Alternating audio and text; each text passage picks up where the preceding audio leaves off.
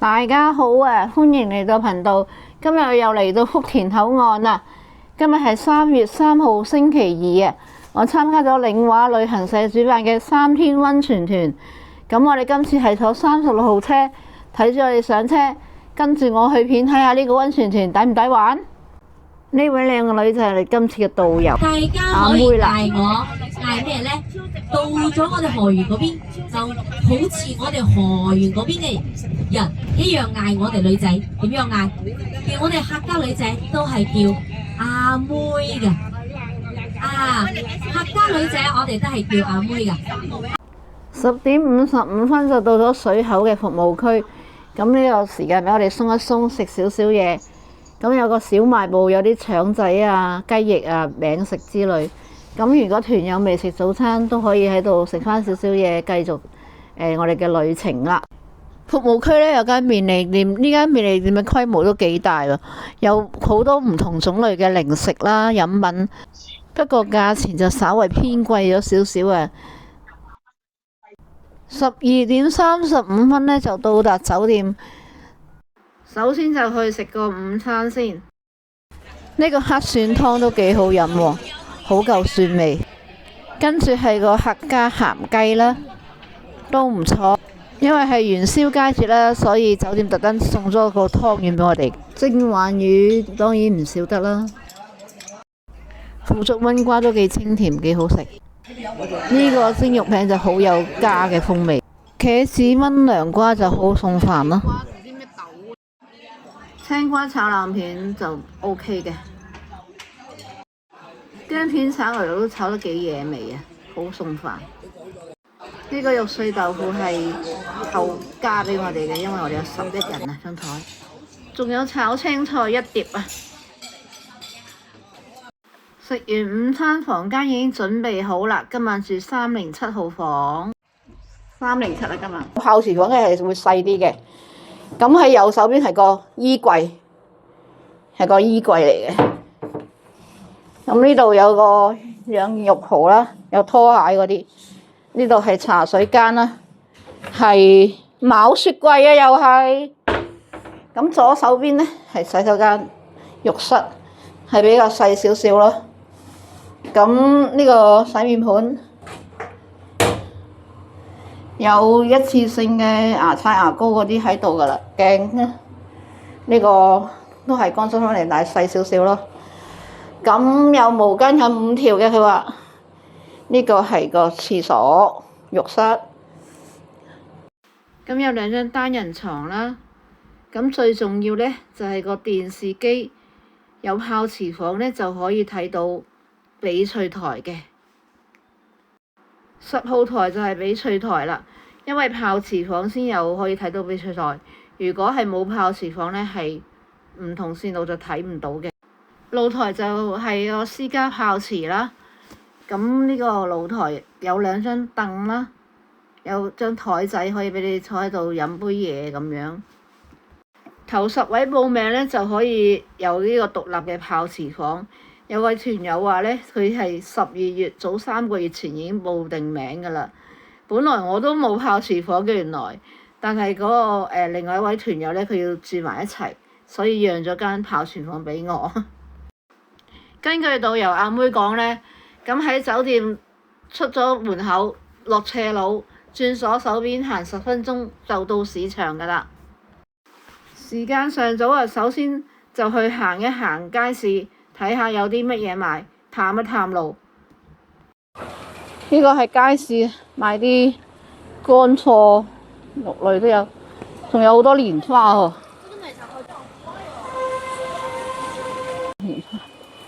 行一行啦，然之後翻去睇下，或者浸溫泉，或者喺房度浸下先，然之後食飯。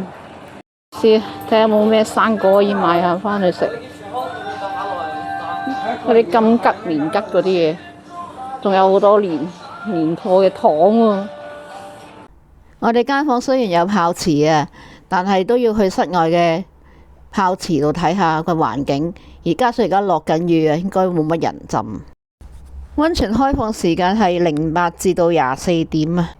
一入場呢，就係一個客家土樓設計嘅泡池啊，呢個係一個太極嘅泡池，跟住係一個熱身池啦。因為落雨關係啦，天氣又比較凍啊，所以好多池都冇人浸啊。有啲溫泉嘅貴賓區，佢喺獨立嘅房間。導遊阿妹話：出面嘅泡池就係免費嘅，除非你係開呢個另外開一個泡池呢，就要收費。咁呢個係獨立嘅房間，有廁所啊，有自己私隱啦。呢個水療坊呢，就有啲按摩床啊，咁令你消除疲勞，可以值得試下。大家可以消除舟車勞頓嘅疲勞。可以有濕蒸房啊，乾蒸濕蒸都有，乾蒸房濕蒸房都有。如果唔浸溫泉，有啲焗下桑拿都可以啊，大家。因為落雨關係，我浸咗一陣都上返房啦。咁聽日好天嘅時候再影俾大家睇啦。6點正準時開飯啊！呢個係苦瓜湯，炒雜菇都 OK 嘅。跟住呢個餸同今朝一樣係薑片炒牛肉喎。客家豆腐冇話唔好味嘅 ，OK 啊，幾好味呢個。今次係蒸鯰魚，有啲變化都 OK 啊。魚香茄子鋪就好送飯啦。今次隻雞就麻麻地啦，唔係幾好。最後係炒青菜一碟。食完晚飯都未夠7點啊，所以休息咗一陣。8點幾我又出發去浸溫泉。夜晚嚟個岩洞好靚啲喎，可以睇星星嘅。睇下有冇人先。有3個池喺度，哇！滿晒人啦。呢個池冇人啊，可以獨享啊。夜晚有啲燈光打落去，有啲音樂聽下，好正啊！我要浸溫泉啦，好靚啊燈光。而家浸緊溫泉啦，享受獨處嘅時光。有啲燈光打落嚟，好似漫天嘅星光咁啊，好舒服。剛剛有個阿姨送咗杯薑茶嚟，幾有服務喎。啱啱浸嘅係洞穴泉啊，39度幾都 OK 啊。7點半到10點早餐都唔會啊，好多嘢㗎啦。睇下有啲咩食啦，即管有啲配菜啊，呢度有啲包水果係得2樣，橙同蘋果。咁有個自助嘅綠粉麵區，有啲菜、魚蛋、麵，有個自助嘅粉麵區，有啲青菜，呢個係呢個炒米粉，要炒河粉，有雞喎，有糯米雞，咦，糯米包唔係糯米雞嚟嘅，呢個餃子。番薯、粟米、烚蛋，有啲蒸包、茶葉蛋、白粥、雞蛋瘦肉粥，有自己嘅茶水、咖啡、多士機，係咁簡簡單單。呢度有啲咖啡奶茶機，就係咁啦。食得飽，但係唔好要求太高。第2日嘅午餐呢，就係唔包嘅，所以我哋就出去行下揾食，睇下有咩好買，順便去食埋午餐。呢度有間客家土特產店啊，好多團友嚟嘅，撞到好多團友喺度選購啲乾貨啊，煲湯材料各式其式啊。沙參肉粥啊，所以如果離開呢度可以嚟行下家土產店啊，買啲藥材啊，好多人咯，可能啲團友嚟嘅都係。阿妹，幾多人？客家土產店，各式各樣嘅藥材啊，乾貨都有啊。晏晝食呢個石磨腸粉。揾咗呢間，呢個係個價目牌，有燉湯喎，八刀湯啊，係咩嚟嘅呢？腸粉啦，有河粉、米粉，呢個餡料好抵食啊！呢個係雞蛋豬潤啊，睇錯咗啊！呢個雞蛋豬潤腸先至啱啊！一陣間問下呢個呢個係幾錢啊？我唔知道喎。咁呢個豬潤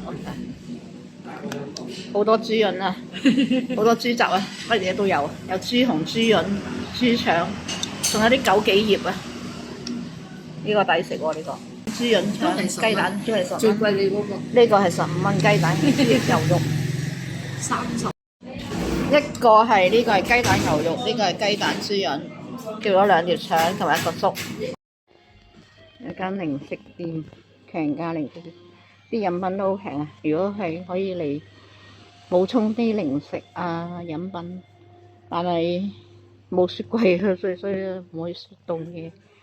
呢隻係4個半咋，我喺深圳福田或者羅湖買要7蚊6蚊7蚊支啊！又抵啊！呢隻都 OK 嘅，啲嘢飲都好平，可以大家嚟補充啲嘢飲。2點半至5點半咧，又可以歡唱 KTV 免費啊！有間房，我哋今次係888，如果有興趣嚟唱 K 嘅朋友咧，就可以嚟啦。呢度有洗手間嘅，有行呢個卡拉 OK 房，有條友唱歌啦。唔係好多人唱啫喎。如果唔唱 K 就可以嚟打麻雀啊！每台會有一個，呢個係負1樓嘅麻雀室啊。呢個暫時未有人睇打麻雀館，係咁嘅環境。呢度係可以唔需要開放。我唔唱 K 就又去浸溫泉。今日天氣好咗好多，今日天氣好好啊！睇得好清楚啊，冇琴日咁樣煙雨濛濛嘅。一入門口又係呢個太極池啊！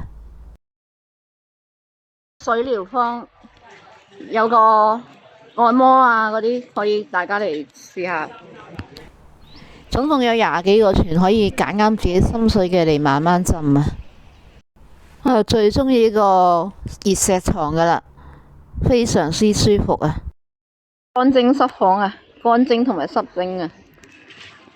如果唔中意浸溫泉，可以蒸下桑拿都得。紅糖薑茶免費提供，可以飲下暖下胃。我覺得最正就係呢個洞穴嘅泉啦。洞穴泉入邊咧有燈打埋嘅喎，而家未有人啊。今朝有一個觀星泉啦，因為佢係中空嗰度有個位可以俾你睇到先星。夜晚嚟嘅時候咧就可以觀星啦。呢個觀星池係咁樣嘅，依家冇人可以影俾大家睇下。跟住呢個係洞穴泉，呢個有個洞穴啦，有3個泉。呢個洞穴泉，跟住呢個溶洞泉，呢個係我未浸過，嚟呢個浸下先。39度。有唔同嘅溫度，如果唔夠熱咧，你可以叫姐姐工作人員加熱嘅。個美食坊啊，咁可以有啲小食啊、雪糕啊、腸仔食啊、溫泉水煮雞蛋啊，20蚊有8隻。小賣部啊，入邊就係咁簡單嘅汽水啊、雪糕。咁隔離係一個瀑布仔。咦，有個茶具嘅，係道具嚟嘅，俾人拍照打卡噶。呢個養顏泉，女士要嚟可以燃燒脂肪啊。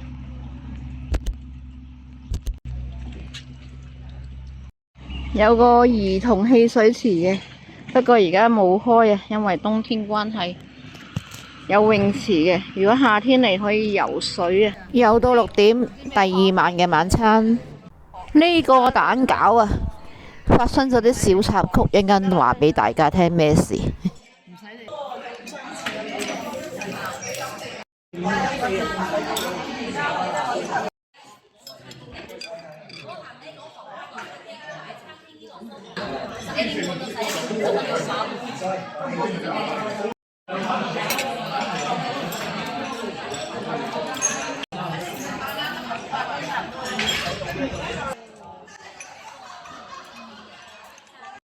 網友有冇發覺我哋咁多餐都係冇生果㗎？但係點解今餐有橙呢？因為個蛋餃有小強啊，所以就切咗個生果俾我哋。晚飯之後呢，我哋休息咗一陣，8點半左右呢，就去咗燒煙花。咁我哋晏晝嗰陣時已經買定啲煙花，但係我都係買啲好小兒科㗎咋，我唔敢玩啲太勁嗰啲。今日撞到個保安哥哥，佢見我唔識玩，咁咪幫我玩啦。我點我喺度拍啦，唯有。其實我真係咁大個女都冇乜點燒過煙花，都係燒過1、2次。哇，好犀利！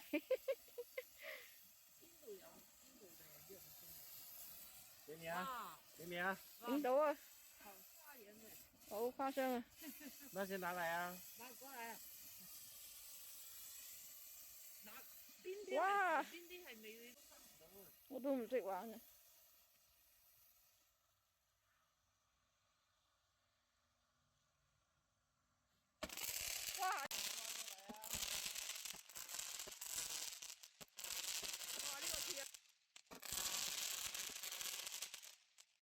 早晨啊，嚟到最後一日啦，睇下啲早餐有冇變化，亦都係啲生果啦，有啲綠粉、炒河粉都係呢啲嘢，都係啲炒河粉、糯米包，冇乜變化喎。都係呢啲嘢，冇分別。如果大家唔想食嘅酒店早餐呢，就可以出嚟呢間元福魚府度飲早茶嘅，但係要留意返啦。因為呢間茶樓呢就開9點鐘嘅，琴日呢我嚟到都未開啊，而家係黑蚊蚊，因為係8點幾左右嘅啫。因為琴日呢就飲唔到嗰個霞姐嘅燉湯，所以就留咗個燉湯一陣去飲啦。Encore 嘅豬潤蛋腸啊，我要咗個5指毛肚湯啊，花生啊，燉湯一般啦。喺退房嘅時候呢，見到3二1房打開咗喎，原來係一個套房嘅，係2房1廳嘅。除咗有麻雀之外呢，仲更加有個廚房啊！嗰日我聽到個唔怪之話團友話訂啲牛骨去煲湯，我覺得奇怪㗎啦。去邊度煲湯呢？佢訂咗啲牛骨牛肉嗰啲有咩用呢？原來佢哋可能加錢升級呢個2房1廳嘅套房啦。咁就可以煲湯啦。係啊，好。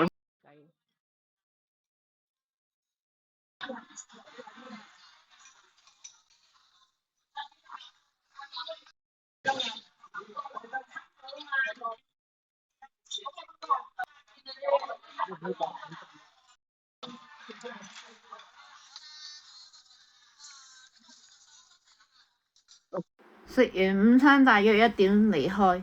何家最後一個勁景點係勁家莊。